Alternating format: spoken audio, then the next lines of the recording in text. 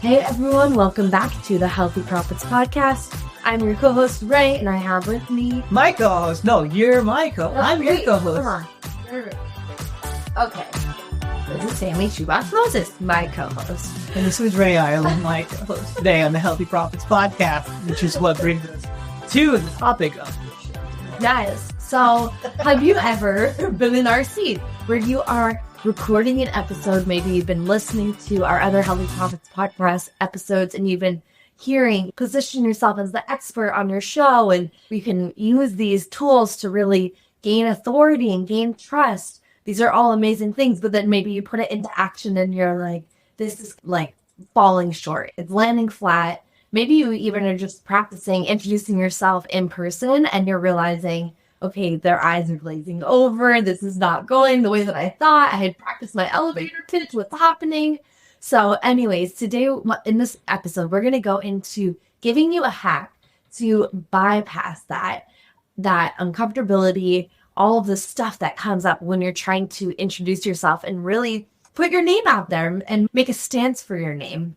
One thing that you'll see is you can say all the right words and you can practice it and you can have a copywriter help sort this all out. But energetically, there's one key shift that can really change the whole conversation and really can change the actions that someone will take on the other side of it as well. Totally. I think one of the most defining moments for me was when I didn't have to introduce myself as a DJ all the time. And when I didn't have to tell people how great I am, because it seemed really weird. I was actually playing myself down because I didn't know the magic combo of having a third-party testimonial, especially when being presented as an entertainer in a big arena at a bigger price point.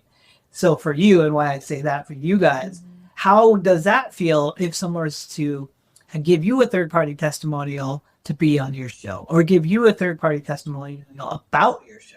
That's what we're talking about. And an example of this for me came when I got a third-party testimonial as a video from a gentleman named Vishen Lakiani, who's since become one of my really good friends, one of my best friends. And he is the owner of Mind Valley, and he gave me this video testimonial. It was very moving.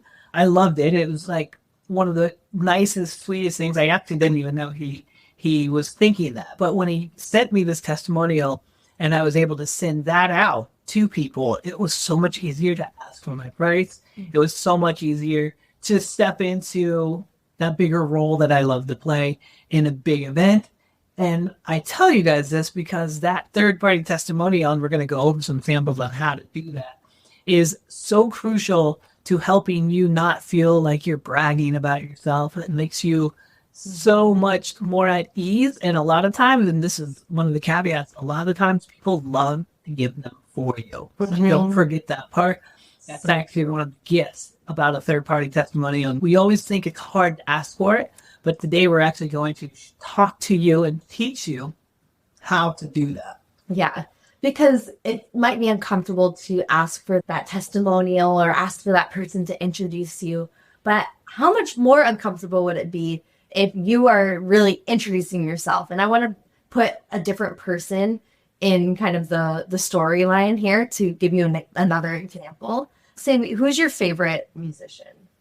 In the world? In the world. All-time musician. You? Me? Oh, wow. Okay, so someone else. Who's someone that's like super famous? Oh, I love Foo Fighters. I love Michael Jackson. Okay, yeah, let's use Michael Jackson. Okay. Yeah, because I think we all have a really good image of just like his swag and his personality. Like he's just obviously got like Foo Fighters and Michael Jackson. I know, totally hilarious.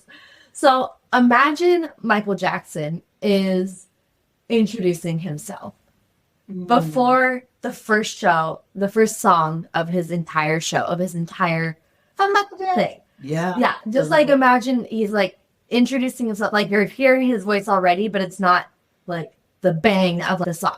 He's like introducing it like an introducer would. Yeah. And of then, himself. Of himself. It's just as sweet. Like I need the build up. I need the drum roll. Like I need that tension to actually be built before I get to see the performer, before I get to see the lights come up and he's like holding that pose, or before he's, about to like strut across the stage, and like, what's the first thing that he's going to say, right? It becomes so much more impactful. You're on the edge of your seat. You're wondering what's going to happen. How is he going to come out? And what is his entrance going to be? So good. And so that's the exact energy that we want you guys to have inside of not only your podcast episodes, but inside your life, inside the way that you are walking around and making introductions and meeting people. So do not be that person that is going above and beyond introducing yourself.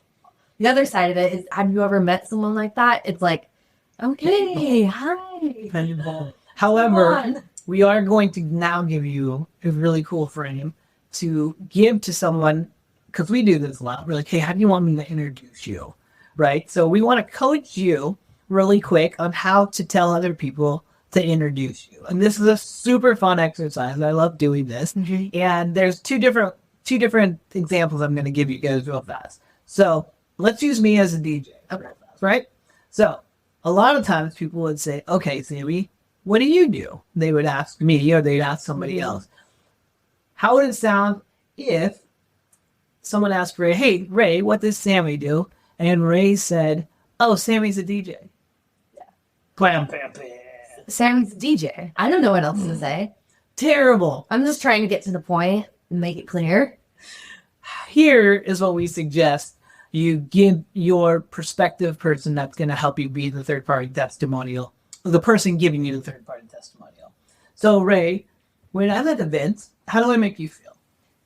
How do you make me feel? Like when I'm performing at an event. What happens? Oh, yeah.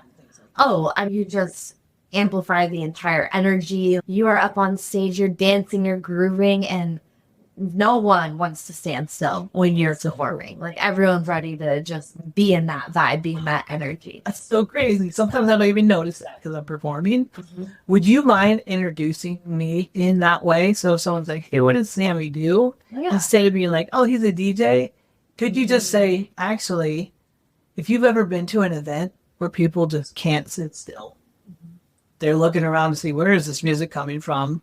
Oh my God, that is the DJ. Can you introduce them and say, that's why they bring Sammy in? Yeah, absolutely. So see what I did? I just gave her the frame on, hey, how did I make you feel when I did such and such? Mm-hmm. Same for you guys in the health and wellness space. Hey, how did I make you feel when you solved my gut issue? Oh, you did?